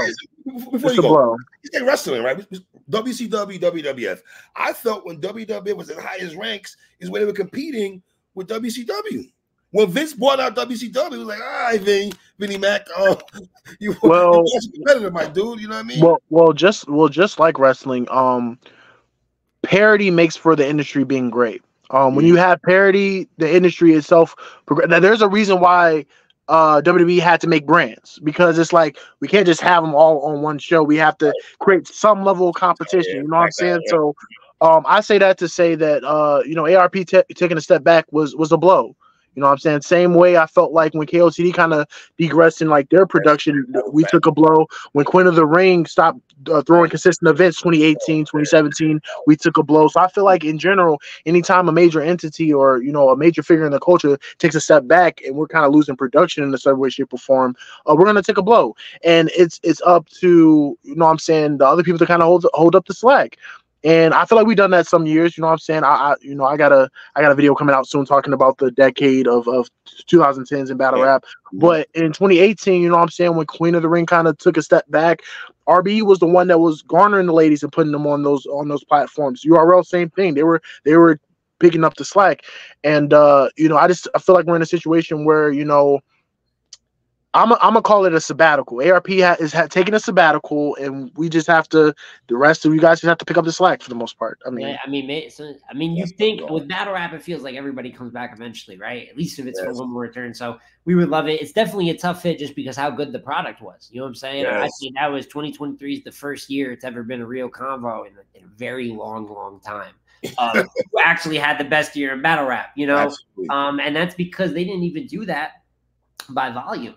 They threw 3 events and they were just really, really, really good events. Yes. So I definitely think it's a tough hit whenever you lose that much product, but as it's always been with battle rap, someone steps up. Obviously, I think the demise of URL was greatly exaggerated. and then I think that they've had a pretty good year this year, man. I think they've been doing pretty good. And then Gnome ended up great. So obviously they're a little bit back on track. Bullpen steps up, and Bullpen's been doing hella work. I'm waiting for Twerk and Clone to drop Bad News and JC. I want to review those battles. So there's people that are stepping up, even Trenches, you know what I'm saying? they got a pretty nice card coming up, you know? So like there is people stepping up into the frame, and it just goes to show it is still a full culture effort. URL still being URL, you know, things are going to be fine. Things are going to be fine. But definitely in that moment to lose RB, which is one of my favorite leagues, you know what I'm saying? I've been watching battle rap for very close, if not right on a decade now. Right. And RB was one of those first leagues I watched. When I was finding URL battles, I was finding RB battles as well. And I was growing up off both. So to see them step away, for me, terrible. I'm devastated. On the overall sport, it's a tough hit. But, you know, things are going to readjust in a new hierarchy forms. That's just, you know, the culture's bigger than anyone. Yeah, and I just think of, like, everything recycles into the next thing. You know what I'm saying? When Grind Time kind of went out of business or whatever, went out of funding, King of the Dot was the one that picked it up. You know what I'm saying? And then same thing with, you know what I'm saying, Smack eventually had to become URL. You know what I'm saying? Eventually, you know what I'm saying, we started with Queen of the Ring. Now we have a spinoff with Chrome, you know what I'm saying, with another lady type event or league or whatever. Oh man, I don't know how Queen of the Ring just went left like that though, bro. I was a big time Queen of the Ring head. Man, how about this? Well, I know we mentioned it all the way in the beginning, but Caffeine revived Queen of the Ring for a little bit there too. True. Let's not forget. They took Queen of the Ring out of the pits for a second there. So about to say, because that might have been the last time. I mean, Queen of the Ring's had some pretty solid events since, you know, Coffee and 40 eventually, you know, goes down and stuff. They've had some battles, but yeah, there's been leagues that are that big that go away. We've seen Grind Time come and go away, and King of the Dot still active. Blackout A was great, but they went silent for a minute. How big King of the Dot was at one point. Mad Flex and Jada Nightwing had some fire battles on that card. And still probably have good content on the, you know, obviously, but there was a point that it was radio silence and the world was able to find a way and move on. So if Nitty and Lux doesn't end up being a classic battle, what are we doing? How can it not if it already ended up? No, I'm saying, in hindsight, if it didn't live up to the hype, right? And it didn't up to the classic, right? What's the conversation we have with battle rap right now? Because I feel like Nitty and Lux, I've been watching that battle. That's the only battle I've been watching. I gotta keep it talk. I watched about like 7-8 times already, man. Right. For real. I watch it like Joe Mazzulla watches The Town. Like just all week. Am I wrong for saying this? That I don't think a battle for the rest of the day is gonna live up to that? Am I wrong for saying that? Nah, because I feel like this is one of those battles where we not only got what we wanted, but we got what we needed. We got what we needed and wanted. The culture needed a classic, and we got what we wanted from both Nitty and Lux. We wanted that style clash. We wanted that, you know what I'm saying, that clash of penmanship and lyricism, you know what I'm saying? Anytime you can have an all-time great come out and give us one of his best performances ever is always going to do something for the culture. I feel like everything that battle rap was critiqued for last year, Nitty and Lux made up for it in some way, shape, or form, right? I think they because what was the criticism? They weren't promoting enough, even though that was malarkey. You know what I'm saying? They promoted way more than they usually do. You know what I'm saying? You know what I'm saying? It's gossip this, gossip that. They went in there and rapped. They made a great battle, and that's all we can ask for as fans. So salute to those guys. One thing I gotta say, because you know what hasn't been said about the battle already, but I think the fact that they had expectations going in to be a classic, like that can really hurt a battle going in when the expectation is so high. Even if it's good, people don't enjoy it. We know how the optics work. For it to be that high, and for you to jump up and maybe jump a little over it, that's kind of crazy. You know what I'm saying? But we definitely needed a battle that's based on that. And what you hope is that what I think has happened a few times throughout the history of battle rap is a battle like that. You see a surge of just motivation. Like reset. You're hearing battle rappers say, yo, I watched that. I want it to go right. Like you look at Pop is Real, 50 Minutes of Fame, a lot of people, and especially when we're talking about a Lux or a Mook, you know, someone of that nature. I mean, no matter what, no matter where you put them in all-time conversations or Mount Rushmore, whatever type of convo you have, that they definitely, when they're great, the sport eats on a different level. And it's just a different moment especially when they're great. And then for Nitty to make that battle as replayable as it was, I definitely the culture needed it, and I think that we could see flowers, you know, blossom from this if everyone takes that energy and carries it on. Lang, give me your thoughts on Nitty. In terms of all time, or in terms of like what do you mean? All time and just battle overall. Battle overall right now. Forget wins and losses. So we used to use Lux as a measuring stick for penmanship. I think we can do the same for Nitty. Okay. That's how I feel about Nitty. I feel like Nitty is now the measuring stick when it comes to not just punchers. I'm saying like as a straight writer. I feel like he is not because let's be real. There's a lot of people that's already influenced by him coming up. You know what I'm saying? There's a lot of people that's influenced by how he structured his bars and the punchlines and stuff like that. My bad, guys. My bad, son. But in terms of just the penmanship and just the lyricism, I feel like he's one of those measuring sticks now. You know what I'm saying? I feel like if he wasn't already in the conversation of being one of the greatest battlers ever, I don't know what else could be done. I mean, we talk about, and salute to Tay-Rock, we talk about him being in the GOAT conversation, but if I'm being quite honest, I think that Nitty should deserve to be in that conversation too. And here's why. I feel like I like this. When you can advance lyricism in the fact, because we've heard everything before. How many times have we went into a Nitty battle and he said something we've never heard before? And mind you, we watch hundreds and hundreds of battles every day, right? So I'm thinking of it from the standpoint of like the innovation aspect, the longevity aspect. Nitty's been around for a little bit. We thought that maybe by 2016, 2017, he may have his run, but we don't know if it's going to last that long. Right. That's what they say about a lot of top tiers. We're talking consistently great in every like era you could think of. You know what I'm saying? Like KOTD did his thing. When he came over to URL, did his thing. And then to Smo's point, and Smo can appreciate this, replay value. He has the best replay value out of any battler in the culture, and I will die on that hill. It's probably not even a hill. It's a plateau. It's not even a hill. He has the best replay value. Just extremely consistent. I mean, look at his numbers on the app. You know what I'm saying? Like, I don't even like using the app as a measuring stick, but they're gonna kill us. But I'm saying, when the app was good, and the numbers were actually kind of accurate, you know what I'm saying? Like, he was great there too. I just think when it boils down to it, when it comes to winning, consistently, when it comes to always being in the top 20 of champion of the year, being one of the best, you know what I'm saying, heralded by the best analyst in the game, he's there. When it comes to matching people at their peaks every battle, he's there. So I feel like he should be in the conversation being the GOAT, in my opinion. That's just how I feel. You messing up a little bit though, but let's see. Yeah, screen froze a little bit. I think he's coming back now. Shout out, I mean, listen, obviously, Nitty's my favorite battle rapper. You know, I'm always big fan. I definitely think, while I might argue him like maybe in a top 5 convo, off preference, right? I definitely think you can't give me 10 battle rappers all time that have a better career and ability than Rum Nitty. Like any other sport, we take what their skill set is, you know what I'm saying, what we actually see them doing, and we also look at those results, and when you combine them, I mean, the man's been incredibly consistent. So I think that does great things for him, and I think more than anything, the big takeaway with the Lux battle is, hey, man, this is a lot of classic battles. The trophy collection is getting kind of him versus Iron, him versus Av, him versus Lux, him versus for 150K, him versus Ill Will, you know what I'm saying? So I think kind of like Rock. Kind of like Rock. And even though Rock's got, I'd say, more star power, definitely, their careers kind of match up for me in that way. They just got good ass footage, man, and they don't really lose clear like often. Obviously everyone's got losses with how active they are. Got more than a few that we can name. But for the most part, like not at a high clip though. Not at a high clip. Yeah. So for me, when it comes to it just helps the catalog when you're at your best versus the other best.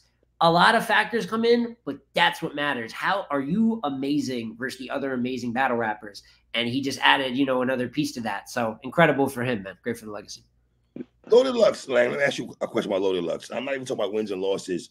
How much Lux need a battle like this where the coach is like, damn, Lux, what's really good? Like, I feel like people I was one of those people that was critiquing him heavily. You know what I'm saying? As a person that grew up loving I was. As a person that was, you know what I'm saying, like grew up just loving what Lux did for lyricism, because I've always been about bars first and theatrics second. So with me loving what he did against Miles, loving what he did against Cal and Hollow and all that, I guess Little M Lang was wishing for another one of those occurrences, and maybe Little M Lang was salty because he didn't see another one of them occurrences for some time, right? Smoke again. Right. So for me, I think what it was though, it was that it just showed that when someone pushes him, right? Because this is why we wanted him to go against a prominent pin. When someone pushes him to his maximum capacity, he can show you why he was considered the guy that we coined the pin after. You know what I'm saying? So he just reaffirmed and re-solidified that he's one of the best writers in the game and one of the best writers in hip hop in general. I'll go that up because we already talking about, you know what I'm saying, battle rap being the place of hip hop in its purest form and some of the most creative minds in battle rap. So if you're one of the best writers in battle rap, you're one of the best writers in hip hop in general. So I feel like Lux just kind of reaffirmed that he's just second to none. So yeah. My one thing with Lux is I definitely think that while he had kind of a rougher stretch of performances, like just not up to maybe the level of prep time he was getting more than anything, I think that it was a little exaggerated going in just how much he was going to lose. And that's someone that did have Nitty going in and winning going in. To see him punch with Nitty, I knew how great of an angler was, but to see him punch with Nitty, especially in the end of that second, like it goes to that really is answering, yo, when you face another pen, which was the one thing I will say I was very heavy on him on. They call you the greatest writer ever, but if I look at the other 7 greatest writers ever that we can name, you probably haven't battled any of those other pens. So he went and battled, in my opinion, the other, like the best one, at least at the moment, maybe all time in that conversation with them. And in my opinion, you know what I'm saying, he won the battle. And I think the third is close, but as great as Rum Nitty was, I mean, look at it, Lux definitely has that consensus vote, and he 100% deserves that. And even when you look into the details, he checks off on paper there too. So you can give nothing but flowers to Lux, and his legacy's built in portions. I mean, it's already made, but one battle with Geechee, you could say he's fallen off this and that. Yes. He battles versus Nitty. He gives you 3 of the best rounds in the last 7 years. You know what I'm saying? 10 years. It's hollow to me. It's hollow. That's the best Lux I've seen. It's hollow, in my opinion. So there's an end game battler like that adds that energy. Now it's like, oh, that's the final boss. Like that's why we do what we do, and it'll make excitement. But there will be a whole next wave of people already chasing Lux right after the battle. You already see how it goes, so it just adds excitement. It's good for the sport. Lang, I told Danny Myers a couple weeks ago, stay away from Lux. You say what? I mean, that's like, I don't know. That's like all the ball gun. Listen, man. Leave that I'm about to say that's like telling Danny Myers not to say yikes. You know, like that's not gonna stop him. You know what I'm saying? But I will say a lot of battlers have grown a new profound respect for Lux because of that performance. I've never seen so many battlers do a full 180 after the battle. It's like I never see something like that happen before. You know what I'm saying? So yeah, no, I'm excited for whatever Lux does. He's got a shady in his last couple of joints. So was his peers wrong for like feeling? I mean, sometimes you need to poke the bear so the bear can growl again. You know what I'm saying? So for me personally, you know, I think it was needed. But at the same time, like, it's one thing to say Lux hasn't been, you know, the greatest version of himself, but it's a whole nother thing to say like he isn't as great as we thought he was. Like that's a whole different situation. Right, and it was teetering towards that conversation. And he reminded people, you know what I'm saying? People forgot.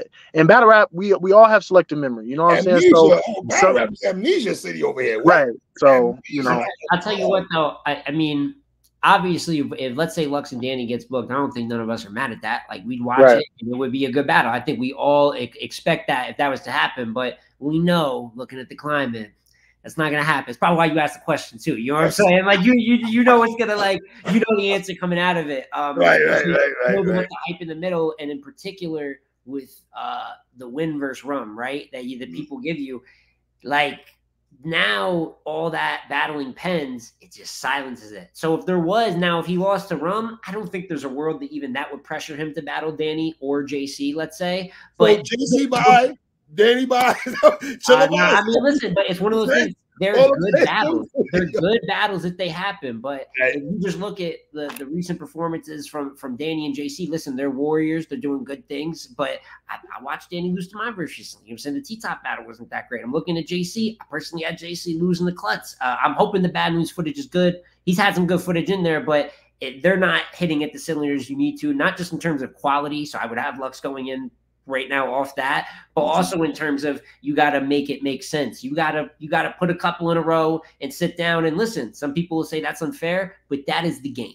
That's the game. It's not. And then he was the surf also was kind of like and my thing is to not to relive my bad, not to like relive any of those like lowlights or anything. You know, those are kind of famous. I feel like they hear about it every day now. But if you're gonna go and call out Lux, I mean, on a serious note, and we even put the raps aside, you got to make it make sense. Look how great Nitty was. Look how long it took Nitty out of all the all bar no promo guys. Because that's one of the kind of they don't promo, but they all rap amazing. Absolutely. I'd say that he's kind of the best of that.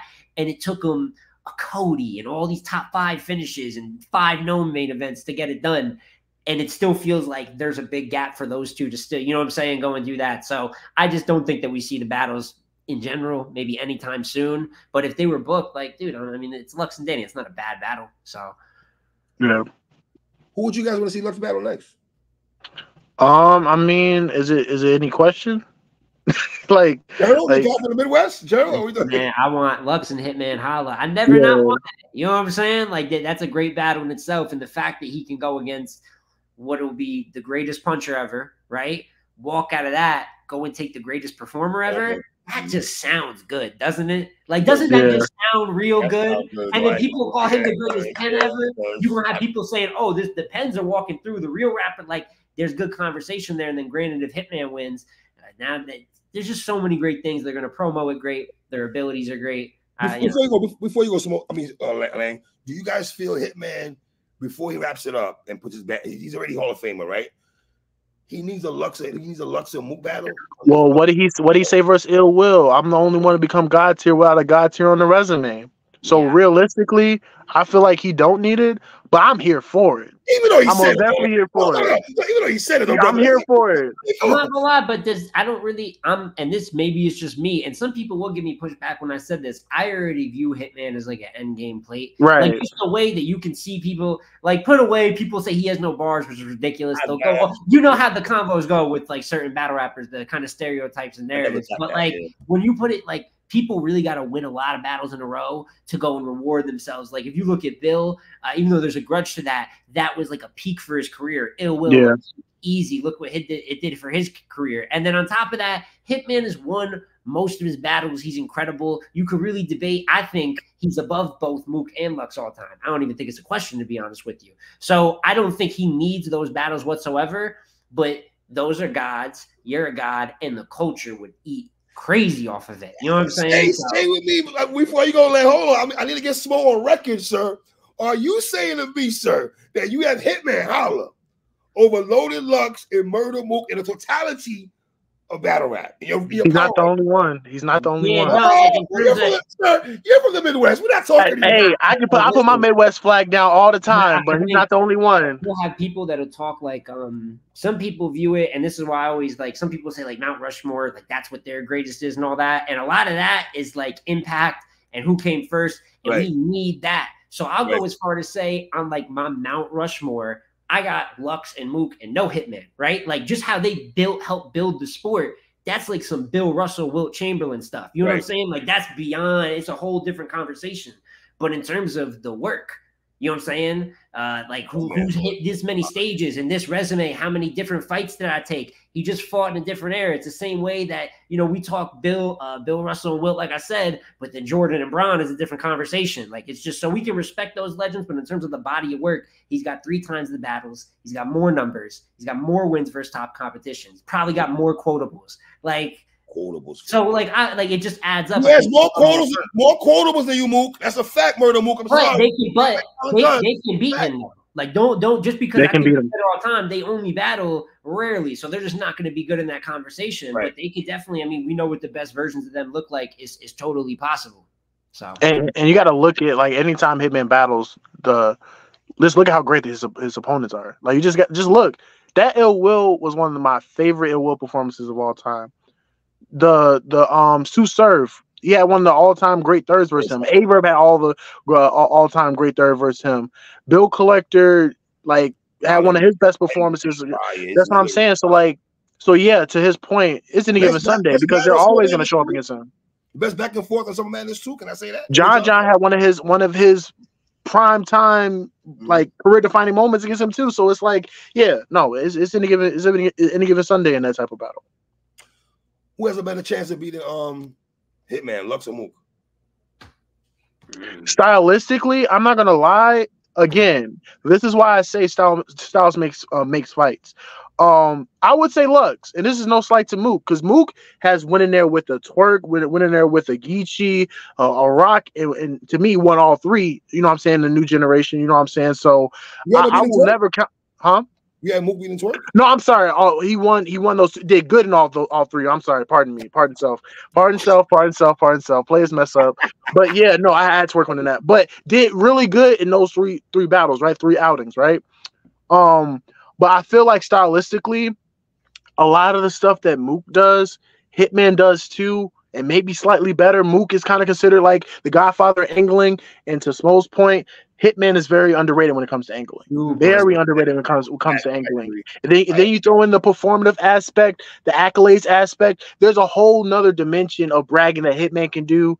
You know what I'm saying? So I feel stylistically, Mook might be slightly outmatched. Mook and accolades talk we're saying, fellas. Yes. Okay. Yes. But I don't expect him to utilize that as the only way to win. I think I was going to just agree. I was just going to say I also would have Lux having the better shot. They both got a good shot. I think also with Mook, just in the moment, kind of maybe the angle that you could take. Listen, angles. Let's be very clear here. A lot of angles just dramatized doesn't mean it's the absolute truth. Obviously, we know these guys aren't all super villains the way these angles will paint them out to be, but they're gonna happen. You know what I'm saying? And obviously, you have not battled someone between a time that a couple other things. And listen, getting better in life, salute that. But it's a vile sport, man. You know, it's going to get flipped on you one way or another. And even on top of that, to speak with Lang, style-wise, I think Mook and Hitman match up in terms of similarities a little bit more. So almost style-wise, that would be the better bat. That could have the better back and forth. Right. But with Lux, in terms of who could win, I just think that there is a chance. If you're right, he's great stage presence. If it's on a big stage, Lux won't just be outmatched. He's incredible stage presence. So even though he's going against a great performer, if they do kind of prefer your more layered approach versus a Hitman who talks that real talk and it hits just as heavy if done right. But if you get them, I'm talking that same talk and I'm a little more layered. I just think there's a world where there's a better chance Lux clearly beats Hitman than Mook clearly beating Hitman. But it's close, man. I mean, they're both maybe godfather of angling, godfather of writing. You know what I'm saying? What do you prefer? Wow. What's the battles you guys are looking forward to moving forward? Is there any battles you guys are looking forward to? Well, that we can speak about, fellas. Yeah. I'm personally, you know what I'm saying, for the ladies. And first and foremost, I gotta say this on cameras again. Salute to Hustle and Coffee. You know what I'm saying, squashing their past differences and all that. That was a pretty beautiful moment. You know what I'm saying? But with that being said, Coffee and Jazz just made me want to see Jazz and Hustle that much more. You know what I'm saying? Because to Smo's point, the energy and just the passion that Jazz has going against the ladies is just that much different. And it would be a mega fight, man. It would be a mega fight, man. I don't think we're getting. I think we're gonna. It's almost at the let it go territory, but it would be special, man. Yeah.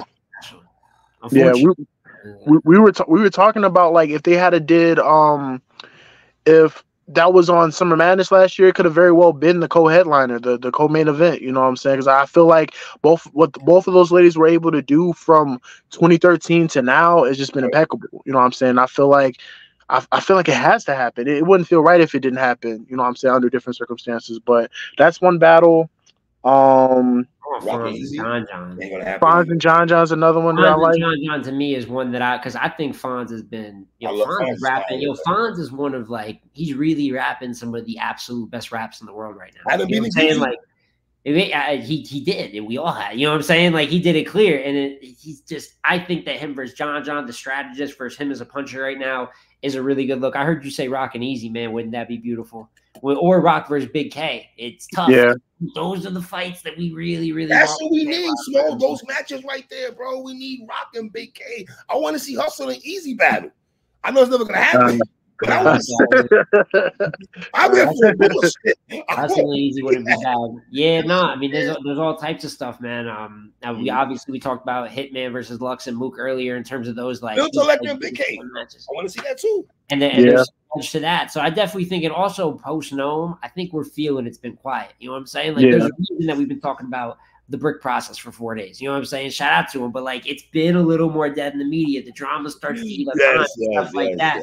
So I definitely think we're due. Listen, Gnome was great. We're happy as a culture. We need another big event.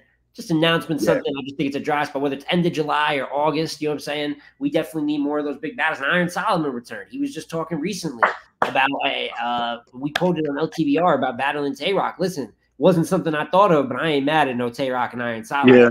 Oh, I got no issue. And where's real sick? Like the people that it's very obvious if you got your if you're seeing what's happening out here. I mean, if you're really tuned in, you're the booker, you're looking, you're seeing Fonz and Sick get talked about great. You're seeing Swamp get talked about really good too. Yeah.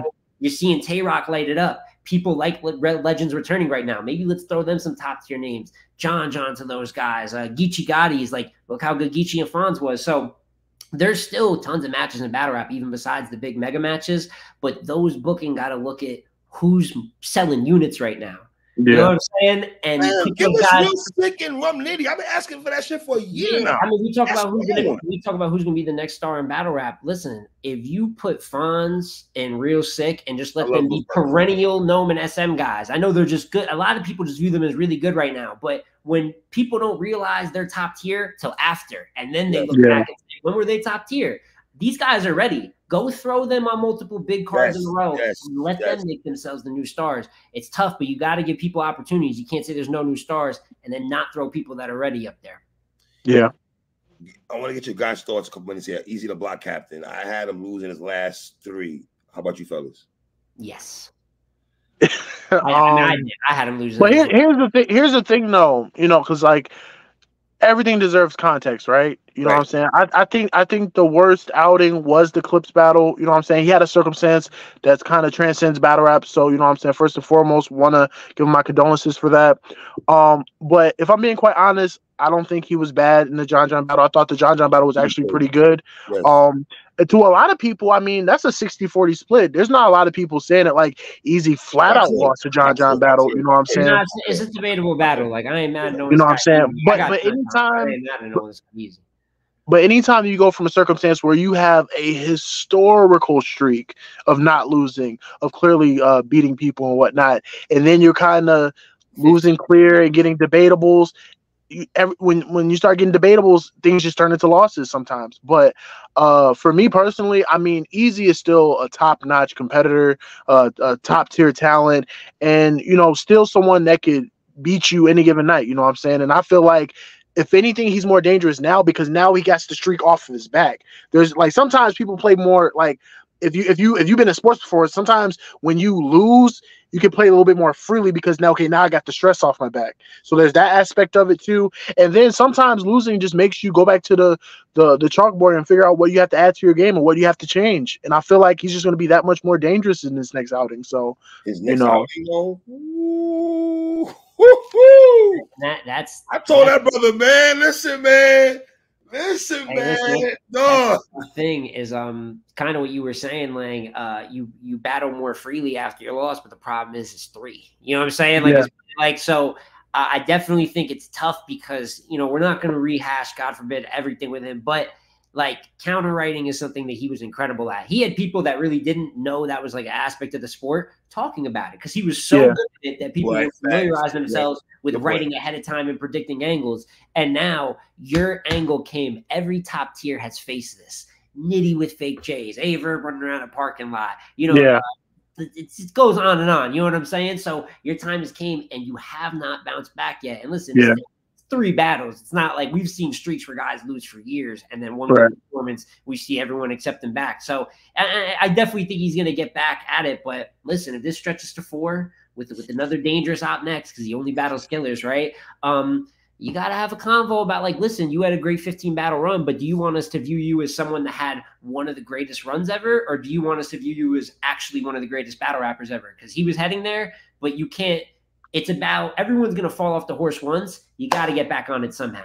You're not going to win 15 in a row again, too. Trust me. I'll never see that again. Jesus Christ.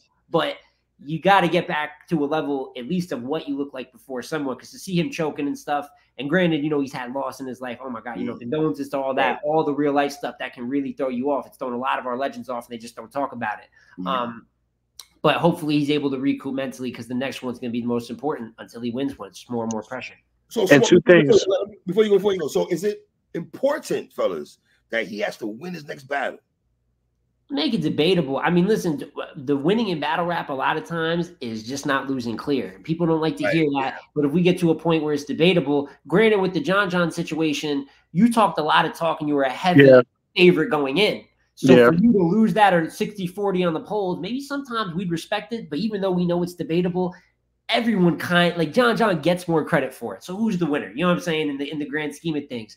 But if you have a debatable here now that people might doubt you a little bit more, I just think you not losing would be big, because you had no business losing to Charlie. Even it was a pretty good clips too, but it wasn't like an unbeatable clips, man. Right. So he definitely, at the very least, he can't lose clear. But if you are who I thought you were before, a clear win again would be good. Yeah. I'm wondering if he's gonna be the favorite when they announce his battle. But go ahead. I wonder if he's gonna be the favorite. No, I was just gonna say to that point though. I feel like, to Smoke's point, I feel like all top tiers go through that, being knocked off the horse and then having to climb their way back up. And then the angle part, right? Every battler gets an angle where it derails them for a little bit. Av with the stealing, Tay-Rock with the summer impact situation, you know what I'm saying? And sometimes it takes a year or so. Sometimes you can get back on that horse real quick, but every top tier has that hurdle that they have to climb. Sometimes it just never goes away. You just got to have to find a way to combat it. Yeah. So I don't know, man. I'm very interested when the culture sees what this card is. When he got on trenches, what are they going to say? Hey, August, listen, August. People were talking about his quiet. We were kind of alluding that to before. August could definitely be. That's what we want. The summer months usually carry us, so hopefully, everything's back up in shop, and then we'll talk about battles again real soon. Who's impressing you guys right now? In terms of like this year? This year. Well, obviously, and then we mentioned him before, but I do got to give him kudos, because I feel like the slander he's gotten in the last couple of years have kind of been slightly warranted, but slightly extreme. I gotta go with T-Top. T-Top, you know what I'm saying? Like I remember, you know what I'm saying, a couple of years back, 2022, we had T-Top in our top 3 anglers of all time, and then he kind of made us look foolish right after that by not being a great angler, you know what I'm saying? But I just think that man, best year in a minute. Yeah, and I just think that T-Top has just done a great job of getting that hunger back. And like I said, I feel like these top tiers just have a switch, and they just choose when to turn it on. Because I feel like T-Top has always had this in him. He just hasn't turned it on in a while. I don't know if it's because he kind of felt like the money was going to dim down, or he's at a place now where he's like, okay, I'm back motivated or whatever. But this is the hungriest I've seen T-Top in a very long time against different types of opponents. Like, it's different when you're going against top tiers consistently, but like he was good, very, very good versus the Snake Eyes. He was really good versus Trash, albeit there was hella money on the line, but he was very good in those type of battles. Even Gemini, he was very good. You know what I'm saying? So he's impressed me a lot. Salute to Franchise. Franchise has impressed me a lot too. I find himself again. You know what I'm saying? Right. Right. So Franchise is another person that I feel like, who was actually, I respect his year a lot more, because he has done a lot to get back to where he's at right now. You know what I'm saying? Because when COVID happened, it kind of derailed him. You know what I'm saying? 2019, he had one of the best years of his career. 2020 happens. You know what I'm saying? He was in the tournament. Then, like, the Canada border stuff was going on. And then he kind of got lost in the deck. And now he's finding himself on an own card, you know what I'm saying, and winning. So he's also a guy that I felt like, you know what I'm saying, deserve a little bit of credit this year. If I I'll give my 5, right? And there ain't no order, nothing. But if you're asking me, who do I really think has been the best through this part of the year? Tay-Rock and T-Top. And then I also got to look at Fonz. Yes. Battles. He's doing great with the 2 that he has. Swamp. Someone else. Swamp. Really Absolutely. Hell out of me. Fonz and Swamp. Only 2 battles, but they're big battles and you're winning. It's not always about the 20 battles. You know what I'm saying? If you're efficient with 5 or 6, you're gonna impress. You know what I'm saying? A lot of people have had high ranks with that. And then Bill Collector. I think Bill Collector is someone who just sat for a minute. So most of his work is first quarter, but Chess, Murder, Tay-Rock, fantastic. Granted, I had you losing, but I thought you were great versus Tay-Rock. And then the clean rematch, which they should have never rematched that battle, I'm going to be honest with you. I got him winning. Yo, touching the PG Classic is kind of ridiculous. Black guys, you've been fantastic this year. Another lead that's picked up the slack while others haven't. But that one, you should have let that one alone. But that's what, if I had to say, Fawn, Swamp, Bill, and then Rock and T-Top. Those are the 5 right now that I'm rewatching footage. I'm looking at them. I think they're rapping fantastic. The anticipation for K-Shine. What are we doing? Go ahead, Smo. Yeah, Go ahead. I mean, it's hey, listen, like I said earlier, I got the Let It Go category. You know what I'm saying? I got the Let It Go category. Hey, man, Daylight and Loaded Lux. I get Let it go. Let it go. Hey, man, it's not just Briz and Mook. Briz returning. Let it go. It's gonna be good for you. Let that off your back. Hey, K-Shine, man, I got about 6 more months of patience. You know what I'm saying? I think we're close to the Let It Go category. But listen, it's so tough. We're talking about the second best performer ever. God, that man, incredible rapper. I could go on and on. You know what I'm saying? That's one of our legends. We haven't seen him since what? Real Sick? We haven't seen him since it's approaching 2 years. 3 years. And listen, if there's one thing though, and I don't know nothing about the situation. I just saw the 15 Minutes of Fame interview where they're kind of alluding to an opponent that it might also be on the Let It Go list. You know what I'm saying? Like just by the sound of it. But my thing with Shine is I just don't want to keep going on camera to say it's almost near this and that. That's not helping the case in the public eye view at all. I think Shine had a lot of momentum at first when he was doing the whole free K-Shine and this, and then he stayed quiet. And I think he just stayed quiet. They're gonna, but every time you come out and look a little bit more, you know what I'm saying, like trying to come up with answers and stuff, that is not helping. So if I had to say anything, I'm gonna watch a K-Shine return, whether it's 5 years from now, you know what I'm saying, whether it happens within this year, whatever. But all this talking on the camera about it when it keeps not happening, that's got to stop. That's not helping. I mean, in my opinion, you know what I'm saying? I just don't think that's helping the situation at all. Who am I to tell that man how to move? But I don't think in the public eye view it's been working. Yeah. And another thing I was gonna note is that there's a couple battlers that's taking hiatuses. Like I was surprised that he's stuck to his word, but DNA said he's staying out this whole year. We're 6 months in, and he's not showing any inkling of wanting to get back in the ring. So that's another individual where, you know what I'm saying, is taking a hiatus. So I would love a DNA K-Shine rematch though. I ain't gonna lie to you. You really want that? I was about to say this that. I just think DNA got. They already had a rematch on BET, so we can leave it alone. They already had a rematch. Hey, let me say this. Maybe small. Maybe I don't want to see that, but I think if that battle happened, I think DNA. Oh, I know. You know what? I'm not even thinking. I ain't gonna lie. I'm not putting together the story. Like I didn't. Yeah, the storyline. You know, it will be a dope conversation. The thing is that with how personal, there's also some part of me that just like, as a man, knowing kind of just seeing how all that fell at the conversation they ended up having in DNA's live. I don't think that's rap stuff. Like there's some stuff great for battle rap debate. There's some stuff that men just got to talk about as men that knew each other behind the scenes. It would be interesting. You know, thinking about it, the story would be interesting. But if Shine comes back, it's so tough because he's battled so many people. But I still want Shine versus Twerk. God forbid. You know, it seems like that's the one. You know what? Forget me talking about Shine. That's the one right there. I want Shine and Twerk. And I think Twerk wants the battle. I just felt through the interviews I seen through K-Shine, it seemed like he was the one who wasn't very interested more in Twerk.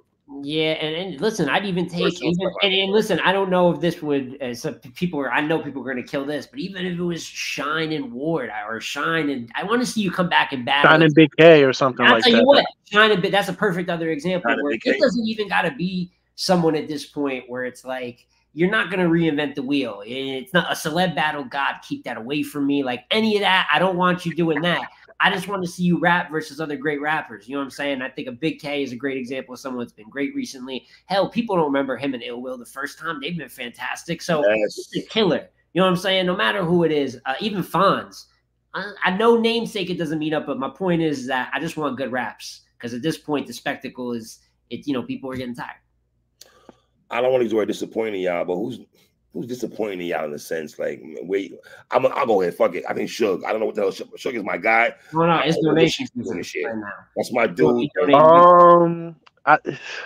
Okay, and this is no slight to him, but I got to go this route. Danny's disappointed me this year a little bit. And this is a guy that respects Danny, appreciate all he does in the culture, a guy that defends Danny on multiple occasions. But in terms of just the output this year, I mean, it hasn't. And the thing is it hasn't been effort. You're never going to get a lack of effort when it comes to Danny. But in terms of the moves, in terms of just the outcome of the battles, like my verse against him is like the biggest upset this year. Without question, you know what I'm saying? Like that battle, right? You and Sharon was a pretty good battle, but you were on the losing end of that too. I was in the building for that. Sharon was wilding on Danny. Sharon won that battle. And then you have the situation where we were really. I was on campaign. I'm like, Danny shows up for these big time top tier matchups. You go in there against T Top, and I picked Danny to beat T Top. I'm not gonna lie to y'all. Me too. I don't know what it is, but like we said before, top tiers have slumps. You know what I'm saying? There's times where Danny is not, always the greatest version of himself. But particularly this year, I thought that he was going to bounce back from that trenches situation last year and kind of like redeem himself this year. And it hasn't been that. I mean, we still got we're almost in July, so we still got about a few months left. So maybe he can turn the corner, but. Yeah, I mean, I'm used to Danny being like electric the first 6 months, and he's actually started off pretty, not that good. So yeah, that's one person. Smo, what's going on with Eunice, Klutz? What's up with those brothers? Like, are they kind of like? I've been waiting for the Eunice flag for a little here, man. I got concerns about young boy, man. Listen, and they're when you're talking about developing talents, you really need to have when it comes to developing people that are really focused in that department. You know what I'm saying? Because it's hard to be a newer talent and get them on properly. I think Klutz is actually good, even though he lost to Eunice. I think Jack Boy since then. I feel like he was good though versus JC and Cortez. Yes, so he was actually handling some challenges in terms of big stage ready. I mean, I don't know. We'll see. Yeah, but obviously he's a pen heavy battler. I think he's been good. But when I look at the top of that class, I'm looking at Eunice and Souffleur. And even though I think they're right there, you could debate one over the other. I'm looking at them at two different trajectories. I'm obviously not happy, recently with those couple results for Eunice. Even though he wasn't bad, the Holmesy battle doesn't go his way. You know what I'm saying? The franchise battle doesn't go his way. And then the campaign for Gnome on top of that, like, kind of what he was saying about Danny earlier, too. If you're going to call out Lux, like, if you're calling light to yourself and it's not going good, it's hard for me to, like, we talked about it with Rosenberg earlier. It's just hard for me to defend. And then Souffleur, I think he got cooked a couple times. And then he took that. He worked on his craft. And he's been back active. Great was a fire-ass battle. Yeah, that was Foots in a lot. Even Foots was out for a minute though. Foots ain't have no battle for like a year, or at least a URL battle. Right. So I definitely think at the Crucible process, it's kind of even though we talked about the bricks earlier, it's a little bit more of a dire situation. I think even the way sometimes the top 12 is organized has its issues, but there's good talent there. I think Souffleur can be real deal. I think I agree. And I think you give Foots a couple, Foots and Capo, even Eunice, like on another level. I think they have potential too, but I'm looking at any of them. I think Souffleur can be great. And as Lang said, if I had to pick a couple disappointing battlers, obviously I had Danny, we talked about, and then JC hasn't really battled the last couple of years though. It's tough, like I kind of refer to that. It hasn't been the output that we'd want. And this isn't in terms of quality, but I really want Big K to get a couple big opponents after getting champion of the year. I actually got him 2-0, but versus NXT and Appa. He beat next and was. He beat next and Appa. He battled Appa. And some people got Appa winning that. I mean, listen, it's not the greatest battle even, you know what I'm saying, over there. But I know Big K, big match quality, and he's the dog. We saw what he just did. So I just really want to see him, if he pops out versus Bill or Rock, I think that would be a great, energizer overall. So not disappointed in his raps, but just I want to see those big battles. So. Is Big K gonna have to travel more in other leagues though moving forward? He can't sit and wait for a full circle and all this shit though, right? He'd have to go. Yeah, you got to. You don't got another option. I mean, but he's always RB and wait forever. You'd be a skeleton, right? But he's always moved to the beat of his own drum. I mean, when you talk about the earlier PGs, he was one of the first ones to leave. You know what I'm saying? So he's always moved to the beat of his own drum. But when he came back against T-Top, did you guys find that weird when he came back to battle T-Top? Wasn't that Yeah, weird? and it was a It funny was one. miscellaneous. He Yeah. didn't give. Weird. I didn't feel like I mean, we're going the record books. That's an example of listen. We've seen him coming just for the check. You know what I'm saying? There's a difference between that and we've seen him be great against greats. Man, battle Mook conceded. Like the resume's deep. So I just think he's a guy that has to be motivated in a big match. And he earned that after last year. And if I had to say one more battler, and I just want to say, I hope, and I think soon we'll see them soon, maybe, man, Chess, you're too great. And even with everything that's happened, I think is just still early in life, too young to not jump back and still be great. There's a whole new generation. There's a lot of UM1 battles, even if versus Chess versus top tiers. I'm a big critic, but Chess versus Fonz, Chess versus Sick, you know what I'm saying? Even Chess versus Lou. Things haven't been great for him. Smo. No, listen. If he shows up if he shows up the way he has been showing up, absolutely not. And listen, I've been one that's been fully over the bullshit for a minute. But I'm just saying, right now, you see, there's an opportunity to snatch some attention out here. You're never out of it till you say you're out of it. So hopefully, but here's the thing, though. The thing about Chess, this is why battle rap is a beautiful thing. Again, when you are a star, when you have amazing talent, you just know how to turn it on. I seen Chess lose to Glue Easy a year before, and then 2019 have one of his best years. Then I seen him lose to Be Magic in 2020 and losing the debatable battle to Shine, and in 2021 had one of the best years of his career. So again, it comes down to if Chess wants it or not. That's really what it comes down to. And truthfully, I know people want to throw in the medical issues and all that, all the complications and all that. I'm not gonna lie, I don't care. Not to say it like that. I care about his health. I didn't mean to get. I'm actually like trying to root him on. I'm rooting him on. I'm rooting him on because here's the thing. It's not that I don't care about his health. Don't get me wrong. Right. But as a battler, right? Preparation is not only from a rapping standpoint, but it's also from a physical standpoint. How many battlers have told you there's certain rituals? Red has to drink tea before his battle. You know what I'm saying? Like battlers have to do certain things in preparation. I feel for Chess, if it's a medical thing, I feel like it's been a little bit longer. I feel like it's been a few years to where you can kind of get somewhat of a routine down for yourself in that way. And then from a memorization aspect, you should have a routine for that too. So I'm not saying I don't care about his health, but I'm saying I'm not using it as an excuse or a scapegoat as to why he isn't showing us the greatness he should show us. So yeah, that's another person I feel like should be much better than what he is right now. All right. Last thing before we wrap it up here. I forgot. Battle Academy is actually having a card also against the Chicago Cats. Right? Yes. Philly versus Chicago. Philly and Chicago. Those first two battles on there. I mean, you know what's going to be a card that has got 12 battles, which I'm not a fan of. I'm just saying now. You know what I'm saying? If you got 12 battles, I like it. But the top two is good. Like Truffaut and Reed is solid. God, what's the next one? It's Coach Corleone versus Bill.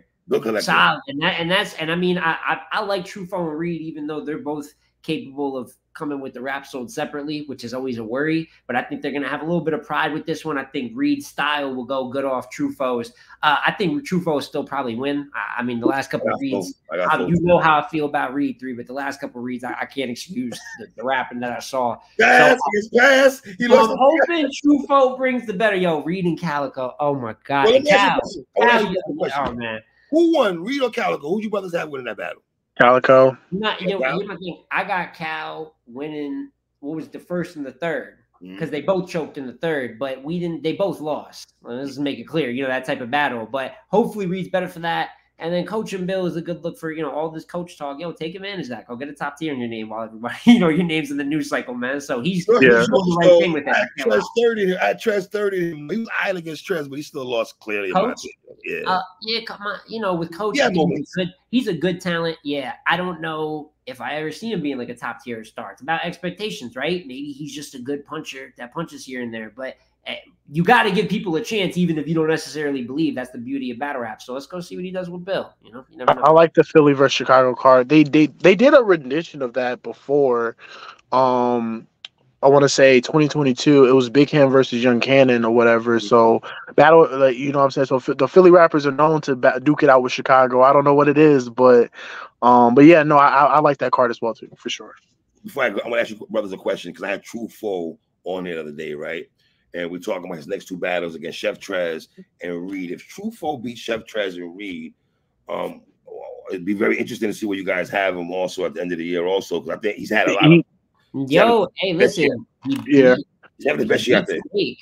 And then, which is like a solid win, and then he the X Factor, good battle. What's crazy is like I thought he was gonna smoke X. Like I thought X was done. But you can never underestimate a legend at home. They'll just rap it in a different way.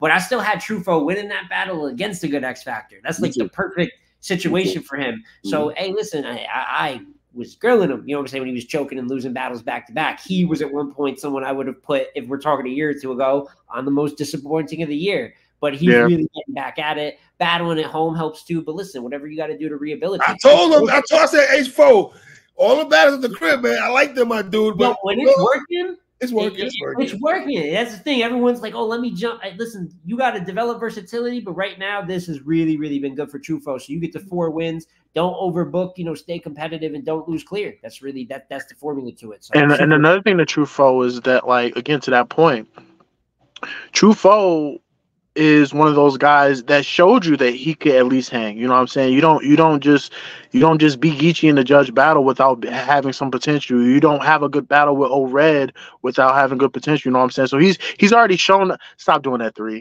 I'm not gonna let you get that off. You always do that. We're not doing that to Red today. You can do that another show when I'm not on. No, don't do that. Don't do that.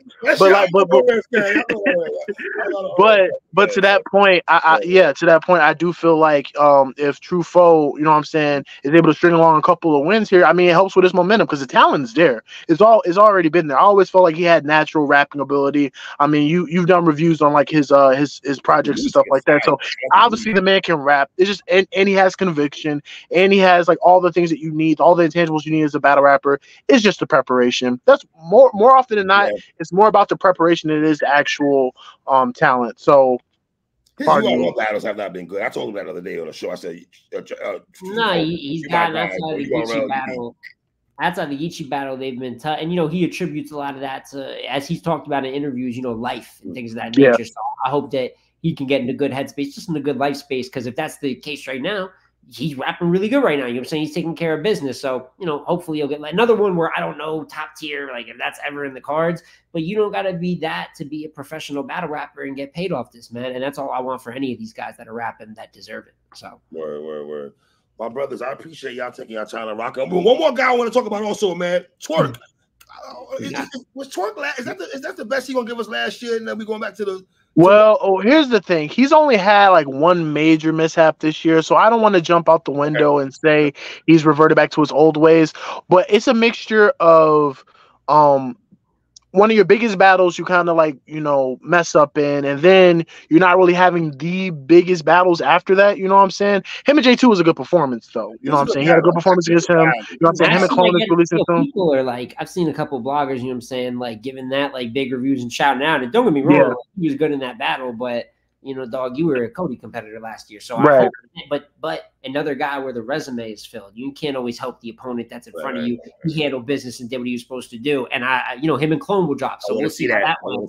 But there's still battles out there for him. He's calling out Hitman. I ain't never mad at that. We know that's another hard one to put together. But Goods, I think he's another one where, especially after a year that he was so active, he's going to need another big opponent in front of him. You know what I'm saying? But no question, T-Top shit was bad. Hopefully that's a one-off situation. It should be, or we know what conversation we'll have in a couple months. So, all right. Yeah. My brothers, I appreciate y'all as always dropping the knowledge on me, man. I love talking battle rap with you brothers. You guys are very dope battle rap minds. You know what I'm saying? Every time we talk, man, it's always a long convo. So much. It's just a lot of love for the sport. We talk 2 hours not talking about too much bullshit. You got to sprinkle a little. You know what I'm saying? But it's a conversation. Love being up here. 3. Appreciate it. I love y'all brothers, man. Peace and love, man. All right. Shout out to my guy Smo. Shout out y'all.